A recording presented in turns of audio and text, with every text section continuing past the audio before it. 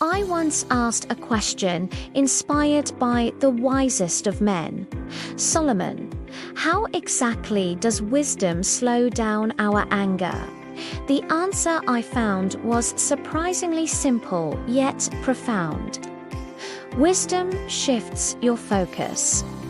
Instead of getting caught up in the heat of the moment, reacting instantly to what's happening right in front of you, wisdom helps you pull back and see the entire landscape. It's like zooming out from a single pixel to see the whole picture.